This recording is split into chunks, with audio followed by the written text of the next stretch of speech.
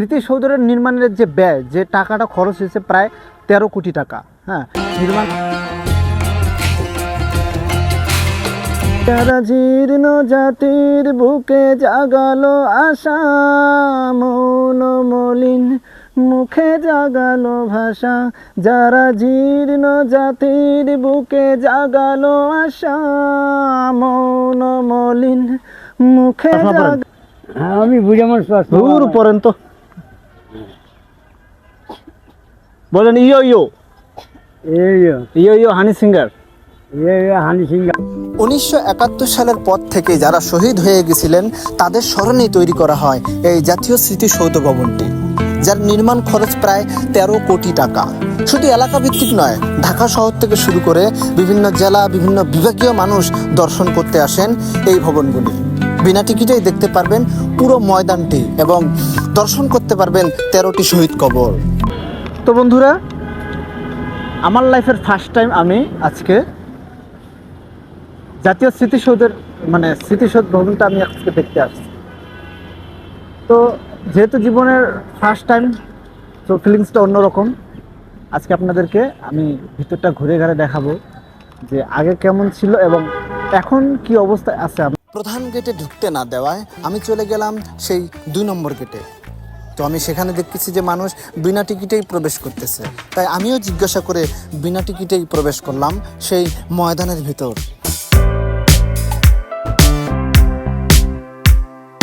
তো বন্ধুরা, আমি ফাইনালি চলে আসলাম জাতীয় স্মৃতিসৌধ ভবনের সামনে। আমি গেটের ভিতরে, দেখেন বইয়ে পড়ছিলাম ছোট থাকতে।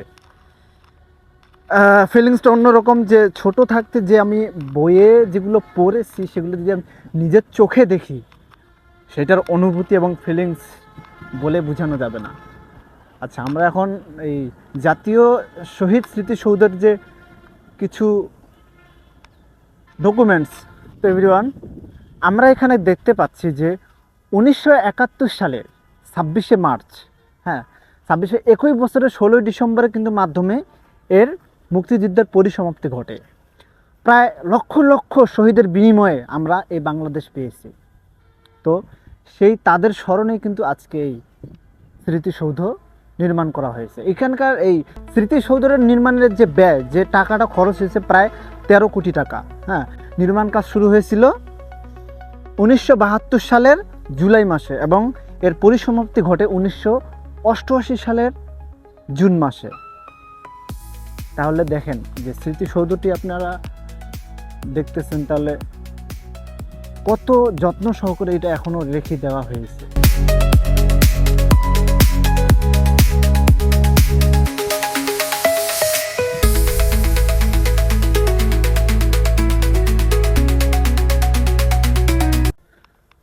আপনারা যাচ্ছে যে ফ্লোরগুলো দেখুন, এই ফ্লোরগুলো এত পরিষ্কার, এখানে ভাত খাওয়া যাবে বসে, এরকম একটা চারদিক শুধু পরিষ্কার, এটা সবসময় ওরা যত্ন করে রাখে।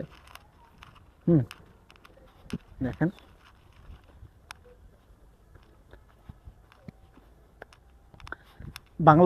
বাংলাদেশটাকে বিশ্বের কাছে তুলে ধরতে হলে অবশ্যই আমাদের বাংলাদেশের কিছু নিদর্শন, বাংলাদেশের সুন্দর সুন্দর জায়গাগুলো আমাদেরকে বিশ্বের কাছে ছড়িয়ে দিতে হবে। এরকম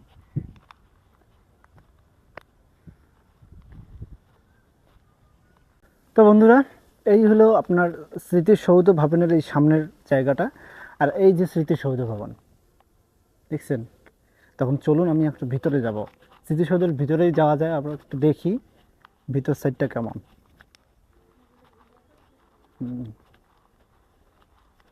জাস্ট দেখেন, আমি তো ছবিতে যখন আমি দেখি এরকমটা দেখি নাই। এই যে দেখেন, ছবিতে দূর থেকে বোঝা যায় না যে এখানে ভিতরে আবার জায়গা রয়েছে ঢোকার মতো।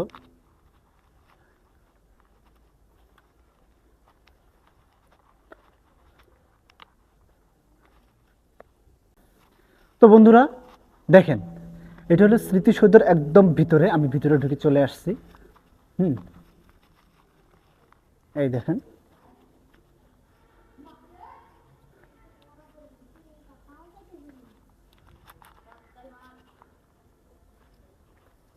দেখেন ভিতর সাইডটা দেখেন। কিরে পিচ্ছি, তোরা কি করতেছিস? এটা আমারটা ভিডিও করা লাইন হ্যাঁ, আমারটা ভিডিও করা লাইন কত লাভ করতে দেখেন আর তোরা কি খেলতেছিস এগুলো? পোকেমন খেলি পোকেমন পকিমন? হ্যাঁ পকিমন আবার কি? মানে নাম্বার মিলাতে হয় নাম্বার মিলাইয়া কি হয়? যে দেখবে সে নেবে ও এগুলো নিবে, পকি নিবে? হ্যাঁ ও তারতে পোকে নিয়ে তারতে পুরা লাভ ও নিয়ে আবার পুরা লাইবো? তো কি লাভ হইলো তাহলে খেলাইয়া? জিতটা কি লাভ হইলো? দিতে লাভ তার ই তে দিব ওই ও টেহা দিব? হ্যাঁ ওহো আচ্ছা, পকি খেলাইয়া টেহা দিব। আচ্ছা আচ্ছা, পকি খায়া আবার টেহা দিব। দে হাই, জোরে হাই দে, জোরে হাই দে। ওকে, পকি খেলাইয়া টেহা দিব। তো এই হলো আপনার ভিতর সাইডটা আমি দেখালাম।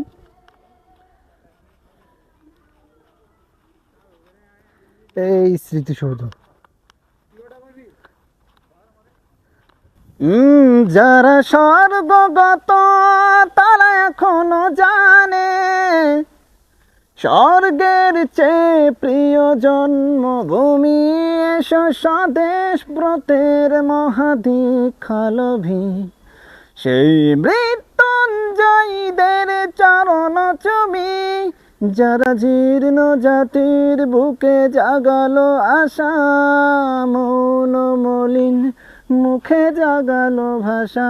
যারা জীর্ণ জাতির বুকে জাগালো আশা, মৌন মলিন মুখে জাগালো ভাষা। আজ রক্ত কমলে গাথা, আজ রক্ত কমলে গাথা মাল্যখানি, বিজয় লক্ষ্মী দেবতাদের গলে, মুক্তির মন্দির সোপান তলে, কত প্রাণ হলো বলিদান, লেখা আছে অশ্রু জলে। এত গরম কেন? আল্লাহ জানে, হ্যাঁ, আল্লাহ জানে এত গরম কে। আপনি জানেন না না কেন? আমি কবে পারবো না, আল্লাহর ইচ্ছে, আল্লাহ কি করে না করে। ও আমি তো সাভারে আসলাম, সাভারে তো দেখি বেশি গরম। হ্যাঁ, এটা সাভারে বিচার করছে। হ্যাঁ আচ্ছা, ছায়ায় আছি আমি, ছায়া দেখি থাকতে পারতেছি না, ঘামে গেছি পুরো শরীর। গামার কারণ হলো আপনার যে গেঞ্জি না, হ্যাঁ এই গেঞ্জি গরম আছে। গেঞ্জি গরম? আমি তো ফুল হাতা গেঞ্জি পরি নাই। এই তো। তো চাচা একটু ইয়া দেখাই দেন, চশমা পরেন। হ্যাঁ, আমি বুঝে আমার দূর পরেন তো, বলেন ইয়ো ইয়ো ইয়ো ইয়ো হানি সিঙ্গার। হানি সিঙ্গার। ওকে। সুজলা আর সুফলায় ভরা আমাদের এই জাতীয় স্মৃতিসৌধ ভবন, যেদিকে তাকাচ্ছি কৃষ্ণচূড়ার ফুলগুলো যেন আমাকে তাড়িয়ে তাড়িয়ে বেড়াচ্ছে এবং ডাকতেছে। এখানকার ঝোপঝাড় গাছগুলো দেখেন, ওরা কি সুন্দর কেটে কেটে একটা নতুন একটা সৌন্দর্যের সৃষ্টি করে রেখেছেন, যা দেখলেই চোখ জুড়িয়ে যাবে। এই স্মৃতিসৌধতে দেখার মতো কিছু কবর রয়েছে, যেগুলো 1971 সালে যারা শহীদ হয়ে গেছিলেন ওদেরই কিছু কবর এখানে দেওয়া আছে। যে আমার সামনে যে কবরটা দেখতেছেন, এটা হলো শহীদ স্মৃতি ওমর হক, মানে শহীদ ওমর হকের কবর। মোট 11টি কবর আছে। তো চলুন আমি আপনাদেরকে আর কিছু কবর দেখাই।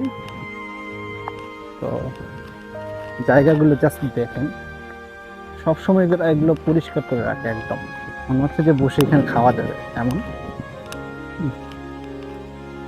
আর কবরগুলো তো একদম মাঠের মতো, আপনারা দেখেন।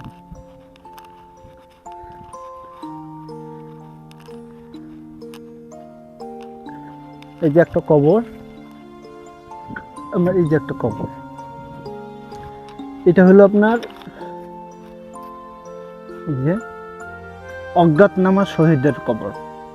মানে এখানে আরো কয়েকজন শহীদ রয়েছেন, সেগুলো অজ্ঞাতনামা, মানে নাম জানানো নেই। আমার পিছনে আরো কয়েকটা কবর আছে, চলুন দেখাই।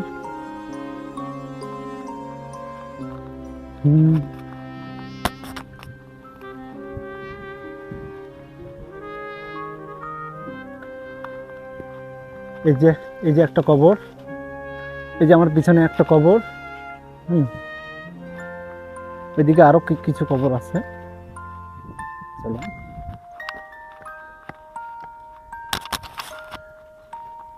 এই যে আমার পিছনে দুটো ছোট ছোট কবর দর্শনীয়, আপনারা দর্শন করতে চাইলে এগুলো দর্শনের মধ্যে এগুলোই আছে আর কি। এখানে জাস্ট ভিউটা ওয়াও।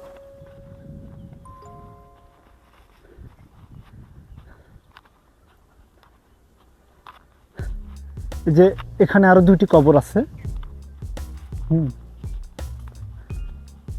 আর জাস্ট এই গাছগুলো একটু দেখেন না, মানে এগুলো এমন ভাবে ইয়ে করে রাখছে, অসাধারণ অসাধারণ। আমার চারপাশে কি সুন্দর ভিউ। তো আপনারা জাস্ট আমার পিছনের যে একটা ভিউ আছে এই ভিউটা দেখেন, মানে মন একদম প্রফুল্ল করে দেবে ভিউগুলো দেখলে। এই দেখেন জাস্ট ভিউটা দেখেন, অসাধারণ একটা ভিউ। এই যে আমার পিছনে জাতীয় স্মৃতিসৌধ ভবন, দেখছেন? বাসায় বসে থাকলে হবে না ভাই, ঘুরতে হবে ঘুরতে হবে। ঘুরুন, অনেক কিছু শেখার জন্য। তো বন্ধুরা, আজকে এখান থেকে বিদায় নিচ্ছি। যদি ভিডিওটি ভালো লাগে অবশ্যই লাইক কমেন্ট শেয়ার করে পাশে থাকবেন, এবং নতুন হয়ে থাকলে অবশ্যই চ্যানেলটি সাবস্ক্রাইব করে পাশে থাকবেন। আল্লাহ হাফেজ।